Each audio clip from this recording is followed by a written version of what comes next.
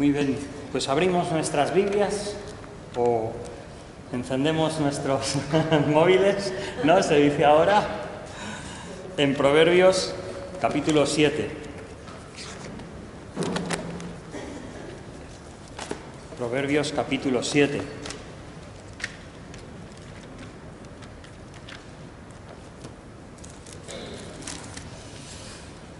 Bueno, en este capítulo tenemos un caso muy concreto de un pecado bastante extendido. Me gustaría orar y pedir al Señor que nos bendiga y nos ayude al meditar en su palabra. Vamos a orar. Señor, pedimos que tu palabra, Padre, pueda tocar nuestros corazones, que como dice Isaías y como experimentó, que sea como una brasa tomada de tu trono, que purifique nuestros labios y nuestros corazones. Pedimos, Padre, tu bendición en el nombre del Señor Jesús. Amén. Muy bien. Vamos a leer el pasaje. Antes de leerlo, quizás decir, en la Escritura hay dos cuestiones o dos formas en que el pecado parece que tiene una fuerza especial. Uno es las riquezas, lo que es el dinero. El Señor dijo que la vida del hombre no consiste en la abundancia de los bienes que posee, y cuando el Señor enseñó a los discípulos dijo: es más fácil que un ojo pase por el ojo de una aguja que no que un rico entre en el reino de los cielos. Y cuando el Señor explicó estas cosas, aún los discípulos preguntaban: entonces, ¿quién puede ser salvo? Entonces vemos que la cuestión del dinero nos afecta a todos de una forma muy cercana. Es en un sentido algo como la comida, para unas personas que sufren a lo mejor de exceso de peso.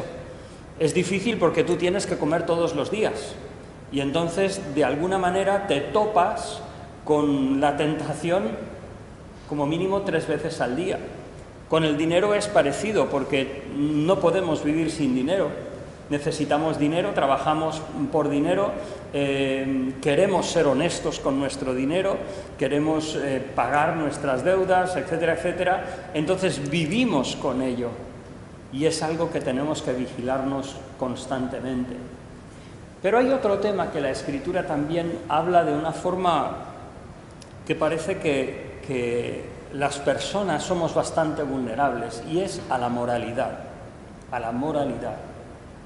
Aquí en Proverbios capítulo 7 vamos a retomar algo que Salomón ya ha mencionado en el capítulo 2, ha mencionado en el capítulo 6, dedica el capítulo 7 y lo mencionará también en otras ocasiones, y es la cuestión de la inmoralidad.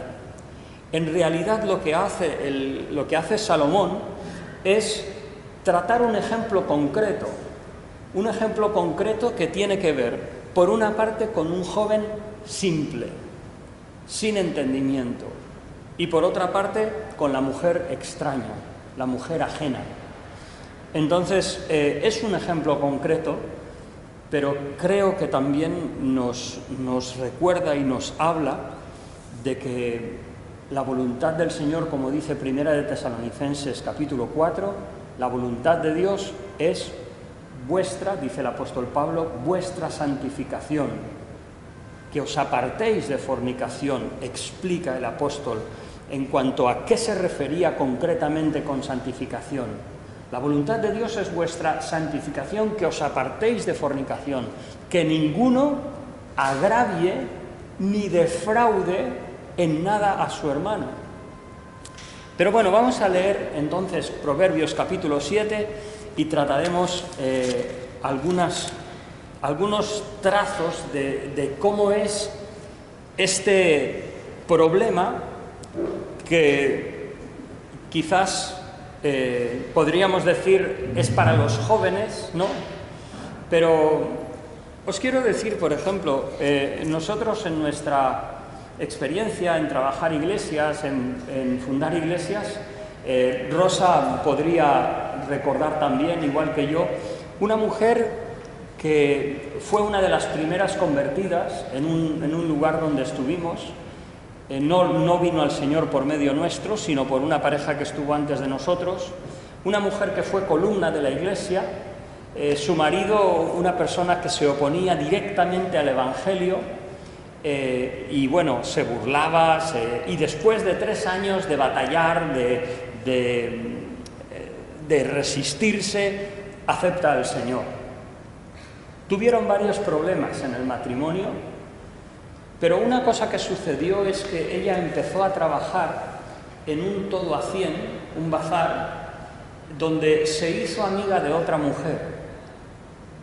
Ella tenía cierto peso, igual le fue bien que se adelgazó bastante, pero cambió su forma de vestir, cambió también su apariencia. En algunas reuniones no venía. Tuvo un problema con su esposo y al final el matrimonio se rompió y ella acabó con otro hombre.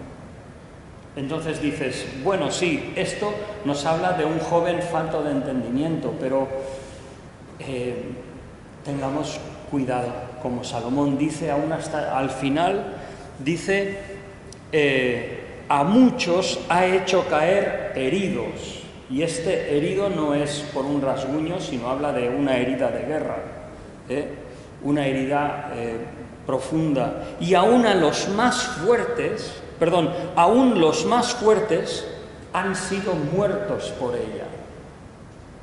Entonces no debemos subestimar la influencia de la inmoralidad y más por el mundo en que vivimos. Vivimos en un mundo totalmente audiovisual que utiliza la erotización de cualquier programa, cualquier anuncio, cualquier cosa, como una herramienta para atraer a las personas.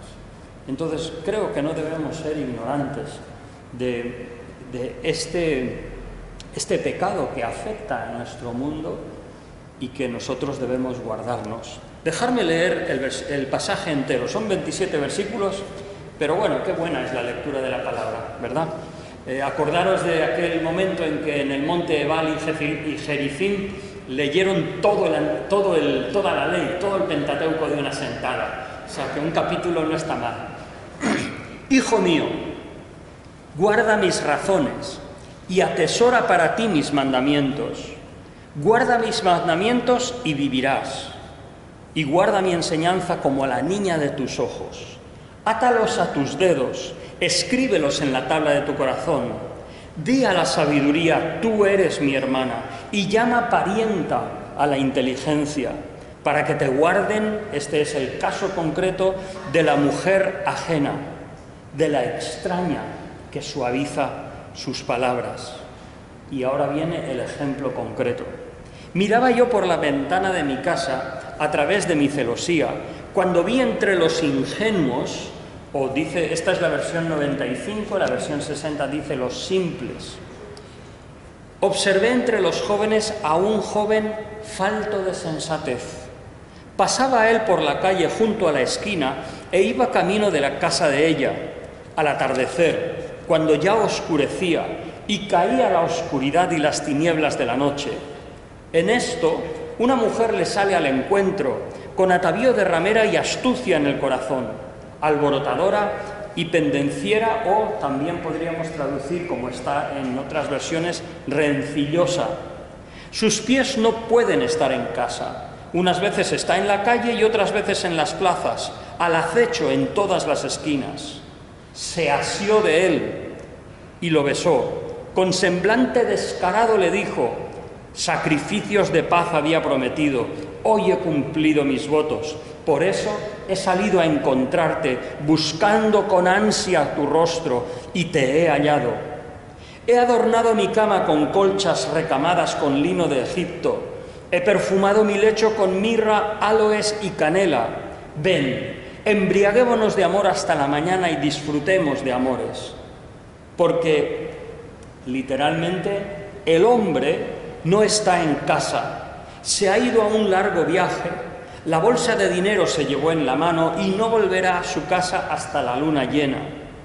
Así, dice Salomón, lo rindió con la suavidad de sus muchas palabras y lo sedujo con la zalamería de sus labios.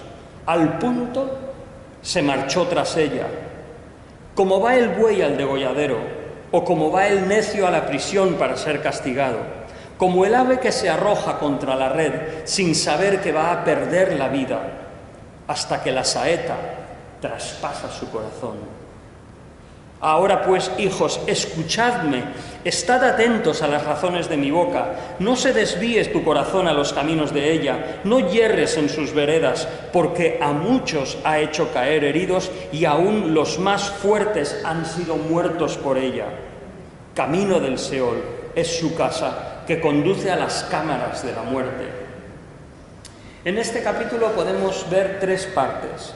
En primer lugar, hay una exhortación general a la sabiduría, que termina con esta norma hacia, la cuestión concreta de la mujer extraña o la mujer ajena.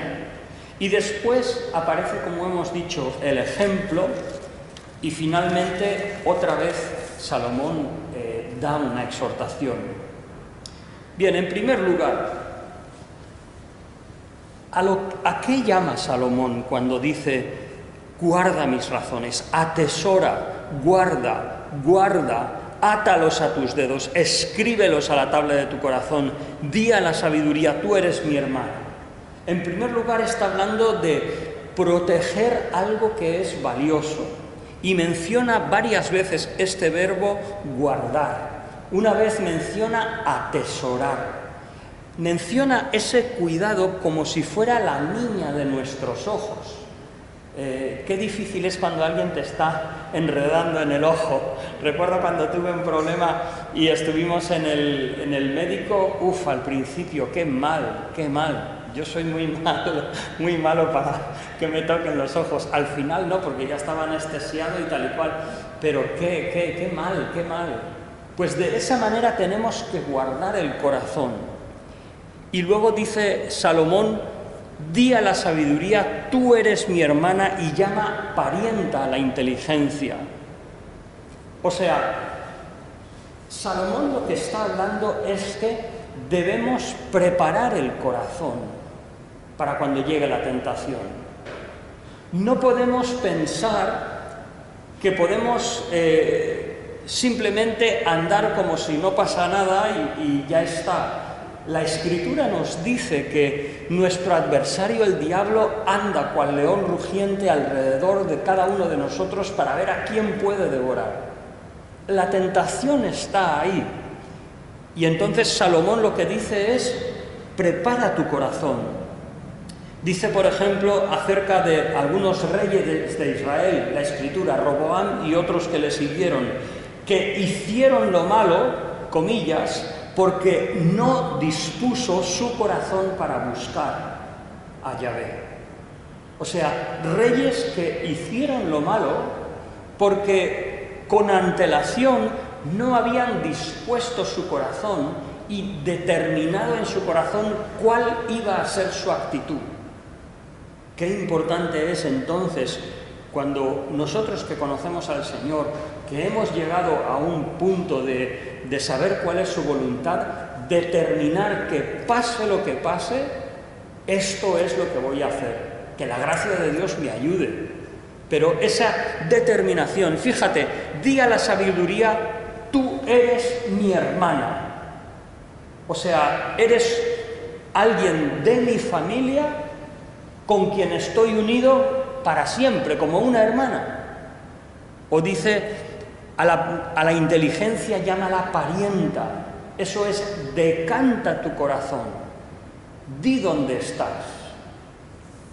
Y entonces llega el ejemplo, la norma, que te guarden de la mujer ajena y de la extraña que ablanda sus palabras. Proverbio 2:16 dice, serás librado de la mujer extraña, de la ajena que halaga con sus palabras. O sea, aparecía ya tan pronto como el capítulo 2. Capítulo 6, versículos 24 al 26. Que los mandamientos, que mis mandamientos te guarden de la mala mujer, de la blandura de la lengua de la mujer extraña. Y dice en esa ocasión, en capítulo 6, no codicies su hermosura en tu corazón.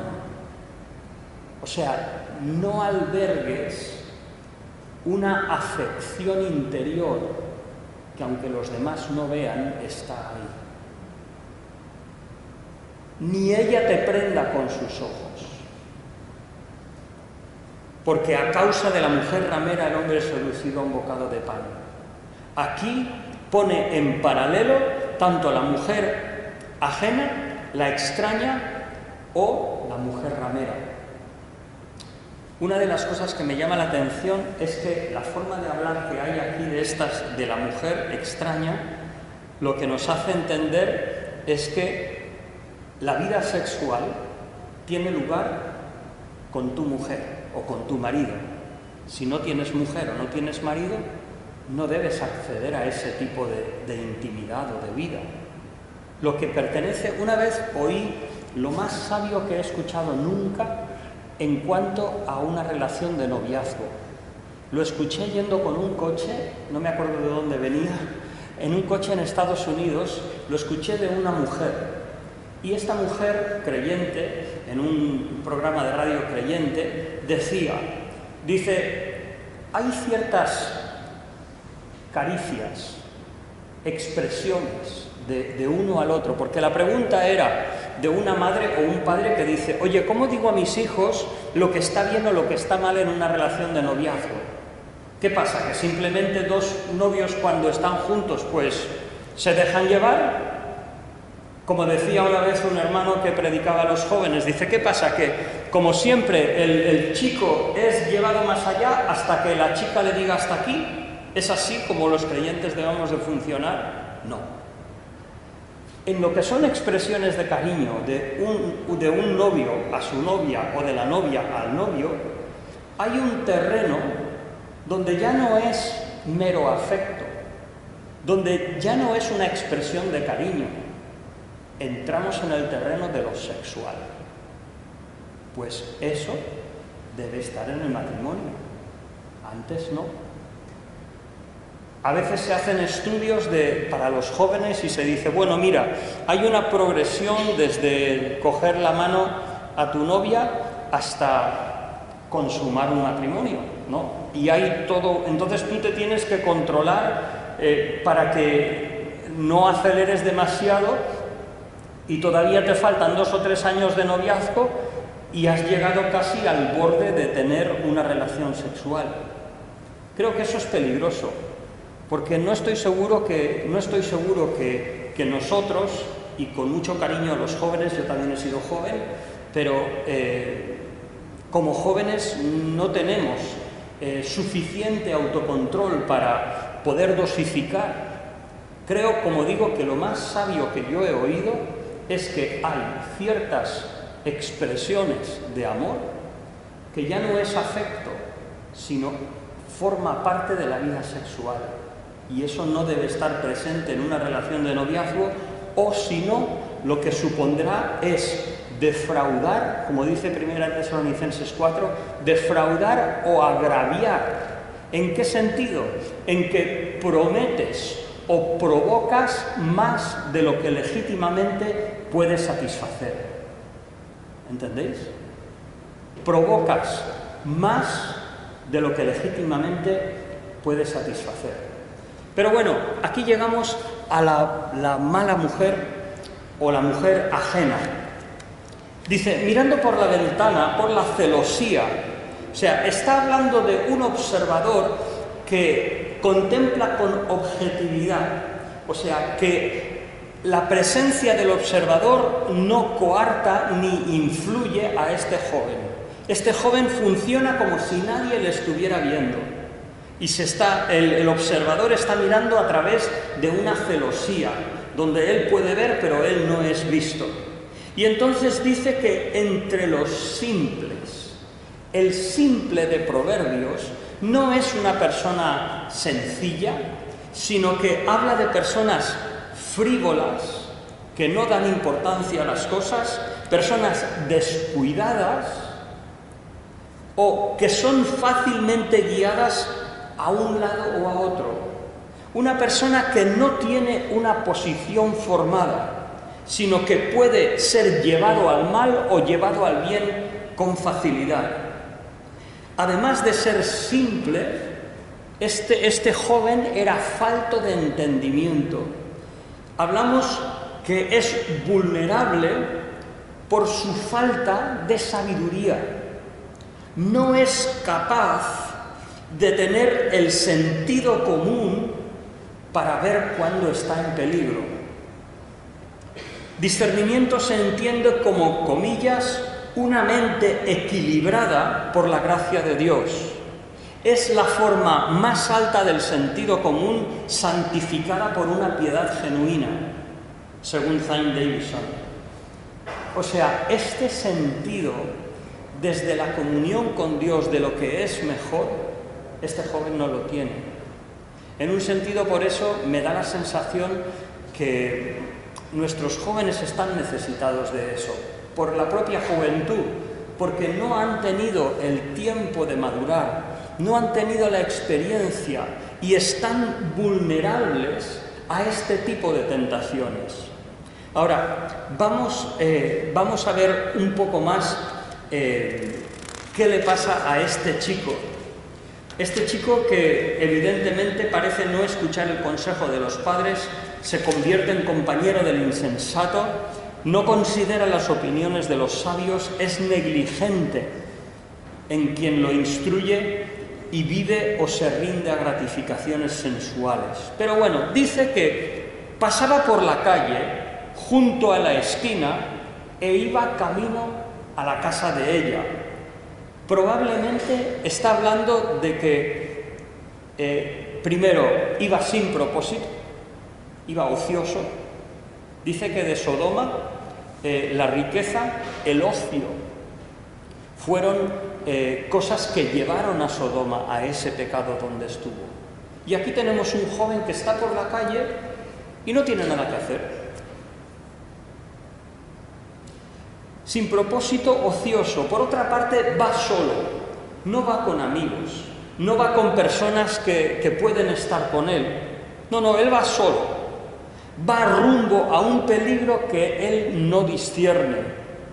Dice que va al atardecer y luego dice a la oscuridad y las tinieblas de la noche. Está hablando del atardecer hasta medianoche, en un tiempo donde el joven debería estar en su casa. La noche es donde la mayoría del entretenimiento ilícito tiene lugar. Sin embargo, la luz es donde todo se ve. Aquí vemos a este joven, que parece, como simple que es, no es consciente del peligro que corre y está en el lugar inapropiado y la hora inapropiada. Pero ahí va, está yendo. Un comentarista, por cierto, habla de los ambientes de las grandes ciudades y las tentaciones que ofrecen para los jóvenes. Yo diría, y no tan jóvenes. A esto, una mujer le sale al encuentro. Estamos hablando de compañías que no son solicitadas, no buscan esa compañía, pero de repente se encuentran con ella. Y no es el caso a veces de muchos jóvenes, donde quizás no por culpa de ellos mismos, pero por las compañías que tienen, se dejan influenciar. Yo creo que a veces tiene que ver con una atracción que no expresan verbalmente, porque a lo mejor los padres les diríamos, hombre, pero es una atracción hacia una mundanalidad que ellos desean. Y entonces se ponen vulnerables en el lugar y el momento inapropiado. Y ahí se encuentra con esta mujer. Una cosa que quiero leer antes de ir a la mujer. Dice los Salmos acerca de nuestras compañías: no pondré delante de mis ojos cosa injusta. Aborrezco la obra de los que se desvían. Ninguno de ellos se acercará a mí. El creyente cuida sus amistades y ciertas amistades mantiene distancia. Corazón perverso se apartará de mí. No conoceré al malvado. O sea, rehúso reconocer al malvado como algo cercano a mí. Por otra parte, Salmo 101, versículo 6, mis ojos pondré en los fieles de la tierra para que estén conmigo. El que ande en camino de la perfección, éste me servirá. Este es un criterio de amistad. ¿Qué compañías debemos buscar? Si esas compañías están al lado nuestro, nos guardarán de estos peligros y estas tentaciones. Bueno, aquí le sale una mujer al encuentro. Dice que atavío de ramera y astuta de corazón. Dos adjetivos que me llaman la atención. Por una parte, alborotadora, o sea, ruidosa, que actúa demasiado como para llamar la atención. Y por otra parte, rencillosa, o esta palabra se podría traducir también como terca o insumisa, que no se somete a la autoridad. Qué atractivo puede ser para algunos. Sus pies, dice, no pueden estar en casa. Igual que el joven, se encontraron tal para cual. El joven no debía estar ahí, ni a esa hora ni en ese lugar. Y se encontró con alguien que rehúsa ese ambiente de la casa. Mientras que el apóstol Pablo, por ejemplo, en Primera de Timoteo, habla que las mujeres mayores enseñen a las mujeres jóvenes ¿a qué? A amar a sus maridos y a sus hijos, a ser prudentes, castas y cuidadoras de su casa. Y podríamos hablar de los hombres también, O sea, esto, bueno, Pablo está hablando a su contexto directo, pero hablaríamos de los hombres exactamente. Yo me sorprendo. Hoy, como otros días, he salido de mi casa a las 7:20 y cuando paso por delante del bar encuentro gente sentada ya con el cigarro y con el carajillo. Y dices, pero bueno, ¿te han echado de casa para que a las 7 de la mañana salgas? Y algunos, cuando paseamos a la perra a la noche, están en otro bar tomando otra cosa, pero están ahí en el bar. Y dices, pero bueno, ¿que no tienes casa, chico, o qué? Entonces, el creyente tiene su casa, tiene un ambiente, tiene una labor que hacer, tiene una intimidad que cultivar y que disfrutar. Pero bueno, sus pies no pueden estar en casa. Una vez en la calle, otras en las plazas, acechando por todas las esquinas. Aquí tienes la acción de esta mujer. Estaba acechando. Es como esa imagen de segunda de Pedro, cuando dice que Satanás está cual león rugiente andando, mirando a ver a quién devorar. Pues aquí esta mujer igual. Hay personas que están deseando de tomar la vida de otra persona que es limpia y ensuciarla. Romanos capítulo 1 dice, los que conociendo el juicio de Dios, que los que hacen estas cosas son dignos de ella, pero dice, no solamente lo hacen, sino se complacen en aquellos que lo hacen.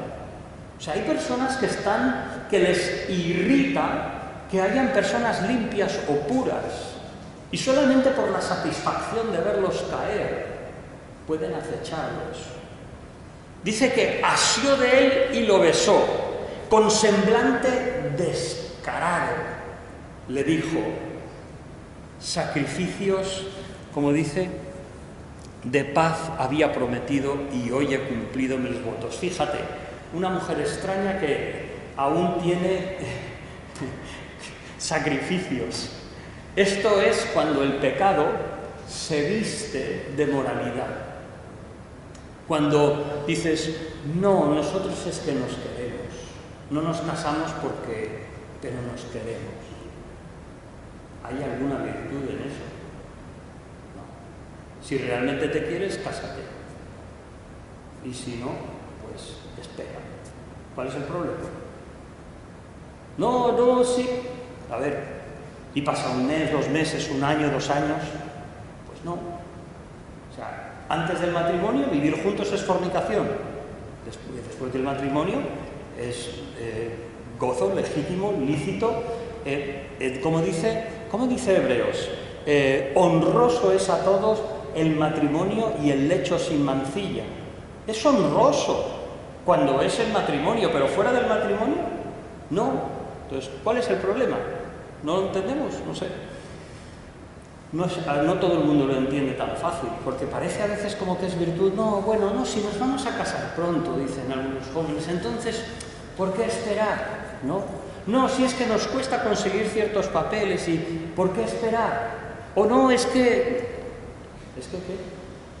¿El Señor no lo dice claro en su palabra? Hoy he pagado mis sacrificios de paces.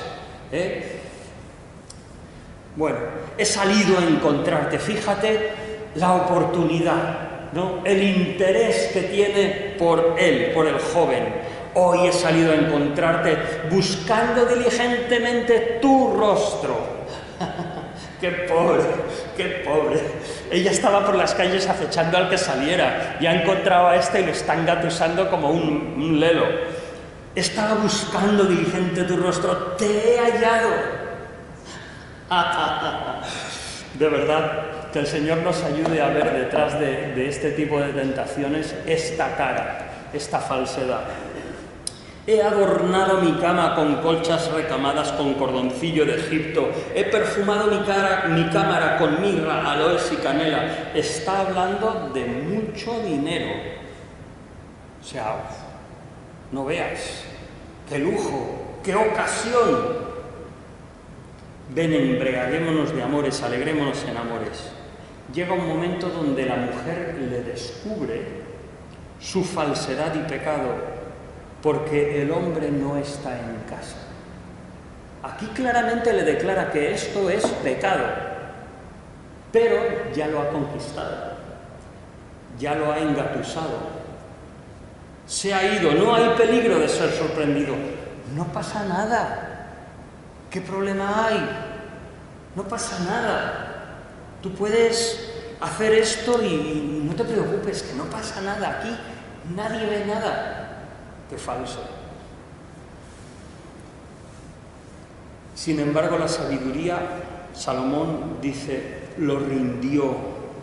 O sea, ha desmontado toda su resistencia al mal. Le obligó con la zalamería de sus labios.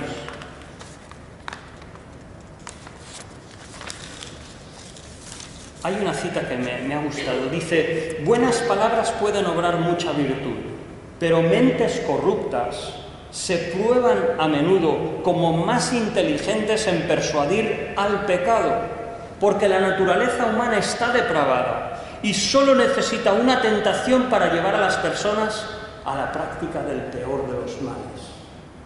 Tenemos una inclinación pecaminosa. Pablo diría, huye de las pasiones juveniles, huye. José, aunque sea sin ropa, lárgate. Pon pies por medio, pon tierra por medio. O sea, no juegues, no hables, no escuches, huye. Esa es la solución. El simple se marchó tras ella, incapaz de resistir, ignorante de sus consecuencias. Y fíjate qué comparaciones, como buey al degolladero, como necio a las prisiones, como el ave que vuela aceleradamente hacia la red sin saber que su vida está en juego, hasta que la saeta traspasa el corazón. Una vez un jarrón se cae y se rompe, se ha roto. Eso es lo que deben entender los jóvenes.